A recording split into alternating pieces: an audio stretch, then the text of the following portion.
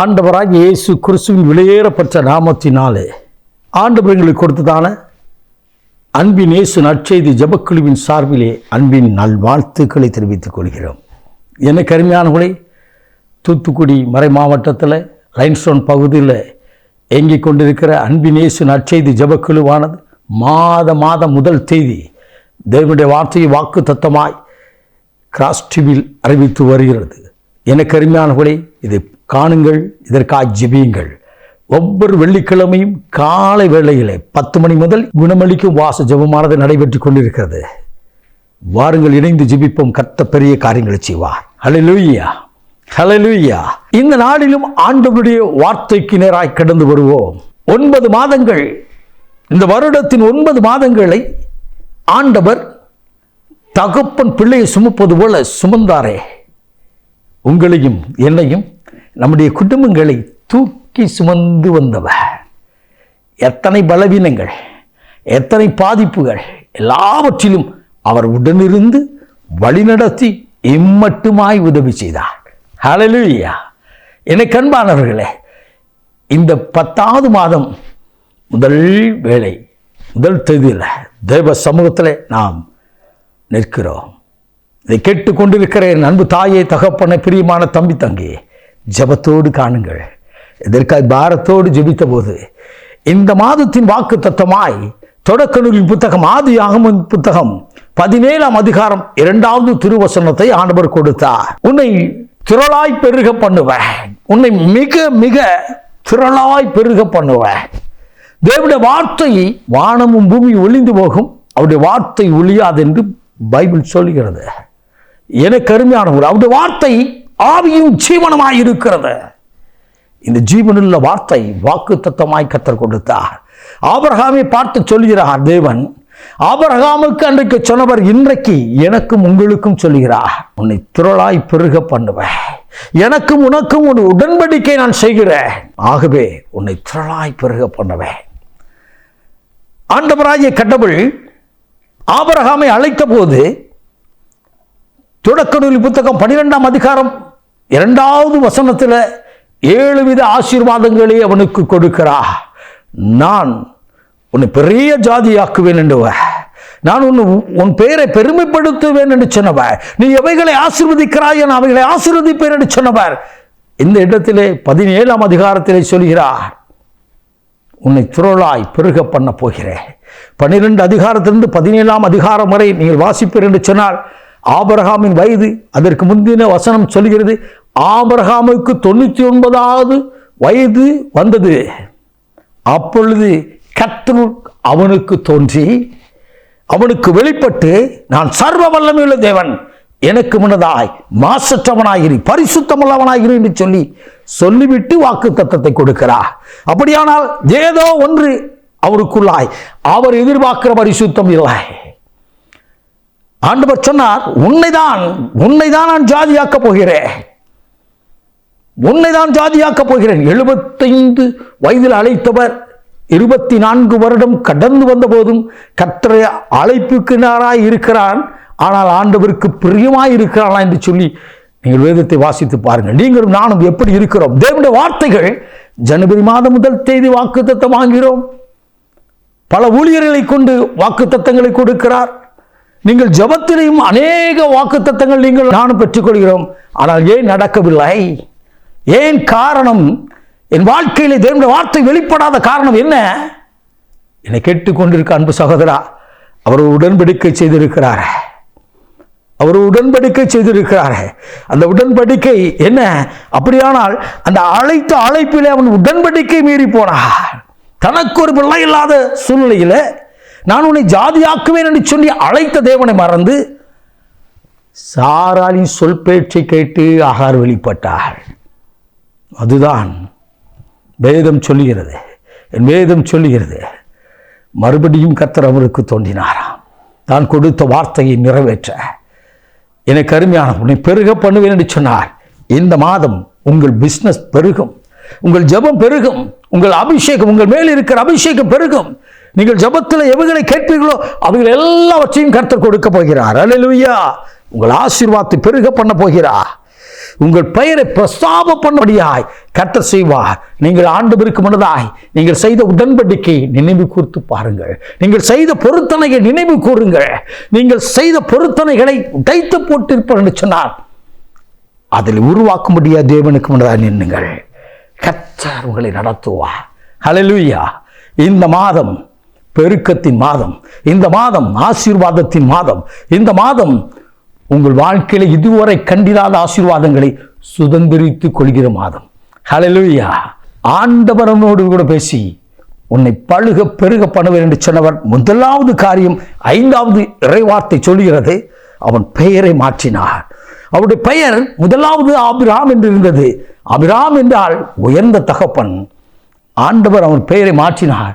Abraham ஜாதிகளின் தகப்பனாய் மாறப்போகிறார். அநேக ஜாதிகள் உன்னிடத்தில் தோன்றப் போகிறார்கள்.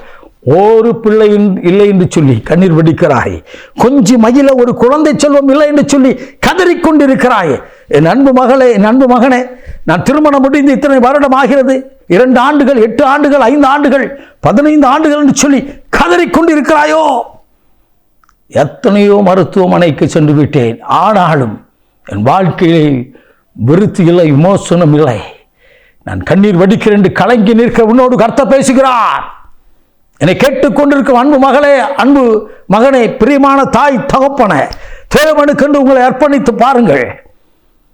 இல்லாததை இருக்கிறவர் அழைக்கிற ஆண்டவர், அவர் உயிரோடு கூட இருக்கிறார். ஹல்லேலூயா, ஹல்லேலூயா.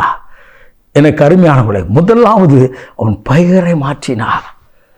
பெயரை மாற்றினார். ரட்சிக்கப்பட்டால் நம்முடைய வாழ்க்கை மாற வேண்டும். தேவனை ஏற்றுக்கொண்டால், இயேசு கிறிஸ்துவை சொந்த இரட்சகராய் எனக்காக உங்களுக்காக இந்த மண்ணிலே பிறந்து எனக்காக மரித்து உயிர்த்து சிலுவையிலே ஜீவனை கொடுத்து மரணத்தை ஜெயித்து உயிர்த்து உயிரோடு இருக்கிறாரே, அந்த ஜீவனுள்ள தேவனை நீங்களும் நானும் இரட்சகராய் ஏற்றுக்கொண்டிருப்போம் என்று சொன்னால் முதலாவது நம்முடைய வாழ்க்கை மாறும். இந்த வாழ்க்கையை மாற்ற வேண்டும், குறைவுகளை மாற்ற வேண்டும் என்று சொல்லி தேவன் விரும்புகிறார். எனக்கு அருமையானவளே, கிட்டத்தட்ட 24 ஆண்டுகள் கழித்து தேவன் அவனோடு கூட பேசுகிறார்.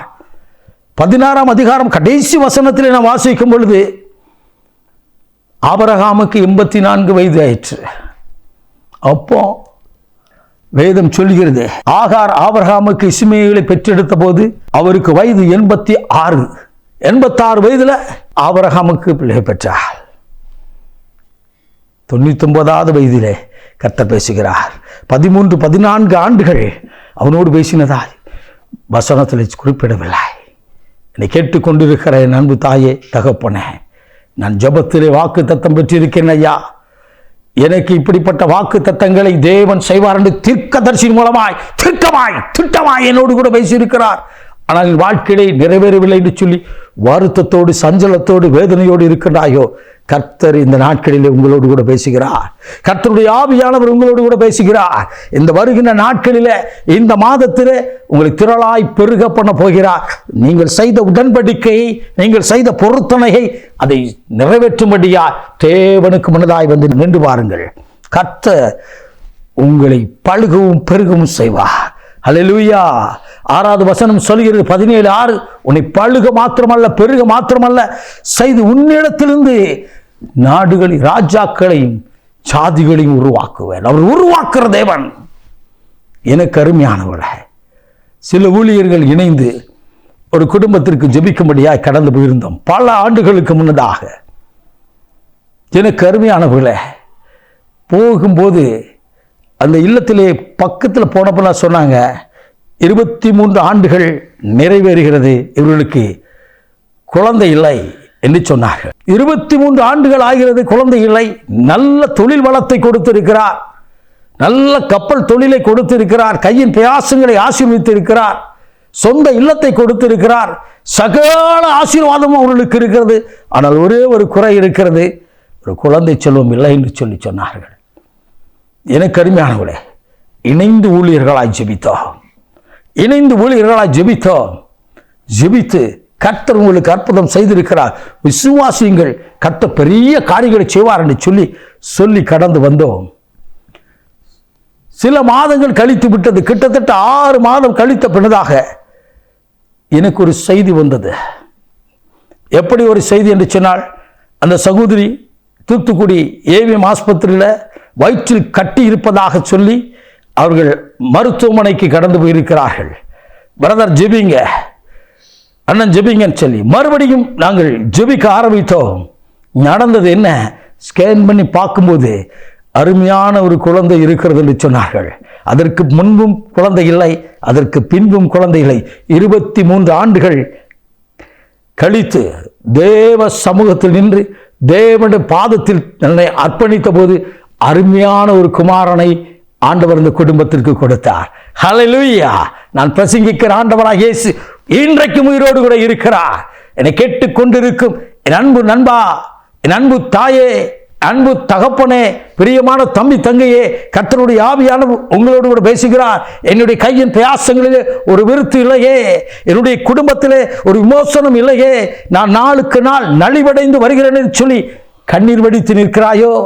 இதோ தேவாலயத்துக்கு போகும்போது எல்லோரோடும் இணைந்து நான் ஜெபிக்கிறேன், ஆராதிக்கிறேன். ஆனால் தனிப்பட்ட முறையிலே என்னால் ஜெபிக்க முடியவில்லை என்று சொல்லி மனம் நொந்து கண்ணீரோடு இருக்கிறாயோ? உங்களோடு தான் கர்த்தருடைய ஆவியான பேசுகிறார். இன்றைக்கு கர்த்தர் உங்களை ஆசீர்வதிக்கிறார். இன்றைக்கு உங்களை திரளாய் பெருக பண்ண போகிறார். இந்த மாதம் முழுதும் நீங்கள் காண்பீர்கள், உங்கள் வாழ்க்கை முழுதும் காணப்போகிறீர்கள். ஹல்லேலூயா, ஹல்லேலூயா. கொஞ்சம் மயில ஒரு குழந்தை இல்லாத ஒரு மனிதனை பார்த்து தெய்வம் பேசுகிறார், நீ திரளான ஜாதிகளுக்கு தகப்பான். கொஞ்சம் பாருங்க, அதை நம்ப முடியுமா? நம்ப முடியுமா அந்த வார்த்தையை? ஆனால் அவர் பொய் சொல்கிற தேவன் அல்ல. பொய் சொல்ல அவர் ஒரு மனிதனும் அல்ல, மனம் மாற அவர் ஒரு மனுப்புத்திரனும் அல்ல என்று சொல்லி இவருடைய பைபிள் சொல்லுகிறது. அல்லேலூயா. என்னை கேட்டுக்கொண்டிருக்க அன்பு தாயே, தகப்பனை, பிரியமான தம்பி தங்கையே, ஆண்டவருக்கு முன்னதாக நீ நிற்கும்போது உன் வாழ்க்கை மாறும், உன் சுவாபம் மாறும். ஆபிரகாமுக்கு பெயர் மாற்றினது போல உங்கள் வாழ்க்கையிலே என்னுடைய வாழ்க்கையிலையும் பெயர் மாத்திரமல்ல, பெயரை பெருமைப்படுத்துவார், பெருமை சிறப்புற செய்வார். ஒருவேளை அப்படிப்பட்ட சூழ்நிலை இருந்தால் இன்றைக்கு அந்த சூழ்நிலை மாறப்போகிறது. அல்லேலூயா. நான் ஆரம்ப நாட்களிலே எங்கள் இல்லத்தில் நாங்கள் ஒரு சிறு தொழிலை செய்து வந்தோம். அன்றைக்கு நான் விசைப்படகுக்கு போய்விட்டு ஒரு நாள் மீதம் இருந்தபோது சிறு தொழிலை செய்து வந்தோம். அந்த தொழில் என்னவென்று சொன்னால், பாட்டில் வீட்டில் ஊறுகாய் போடுவாங்க, பாட்டிலா ரஸ்னா கூல்ட்ரிங்க்ஸ் எல்லாம் போட்டு வைப்பாங்க. நான் ஓய்வு இருக்கும் நேரத்தில் ஒரு நாள் போய்விட்டு மறுநாள் நாங்கள் வீட்டில் இருக்கிற நேரத்தில் பக்கத்தில் கடைகளுக்கு கொண்டு போவேன். நன்றாய் கவனிங்கள். அன்றைக்கு ஒரு இல்லத்துக்கு, அந்த கடையோட இல்லம் இருக்கிறது, அந்த வீட்டுக்கு கொண்டு போய் கொடுக்க போவேன். அந்த சின்ன பாப்பா வந்து சொல்லுவா, ஊறுகாக்காரன் அந்த ரஸ்னா போடுற அங்கிள் வந்திருக்கிறாங்க அப்படின்னு சொல்லுவா. என்னை கேட்டுக்கொண்டிருக்க அன்பு தாயே, தகப்பனே, நான் கடந்து வந்த பாதையை நான் உங்களுக்கு சொல்கிறேன். எங்கேயோ எது கதை புத்தகத்தை படித்து கொண்டு வந்து உங்களோடு பிரசங்கிக்கவில்லை. தேவனினை நடத்தின விதத்திலும் தேவனினை ஆசீர்வதித்த விதத்தை உங்களோடு கூட பகிர்ந்து கொள்ள விரும்புகிறேன். எனக்கு அருமையானவர்களே, கவனிங்கள். கடந்து வந்து ஆனால் ரட்சிக்கப்பட்டு ஆண்டவரை ஏற்றுக்கொண்டு அந்த தொழிலெல்லாம் விட்டு ஆண்டவரை அழைத்து ஊழியத்திற்கு பயன்படுத்திய நாட்களிலே அதே குடும்பத்திற்கு ஜெபிக்கும்படியாய் கடந்து வந்து அந்த பாப்பா இன்றைக்கு பெரிய பிள்ளையா இருக்கிறா, காலேஜ் படிச்சுக்கிட்டு இருக்கா. அந்த பாப்பா சொன்னா, ஊழியக்காரங்க வந்திருக்கிறாங்க. அல்லேலூயா. பெயரை மாற்றுவார். மேலே தேவனுடைய ஆவியானவர் தங்கி தரிப்பித்திருந்து உன் சந்ததியை காண செய்வார். உன் வாழ்க்கையிலே ஆசீர்வாதம் உண்டாகும். எனக்கு அருமையானவர்களே, ஆபிரகாமோடு ஒரு ஆண்டவர் விருத்த சேதனம் செய்யும்படியாய் ஒரு உடன்படிக்கை செய்தார். 17ஆம் அதிகாரம் 11வது வசனத்தில்.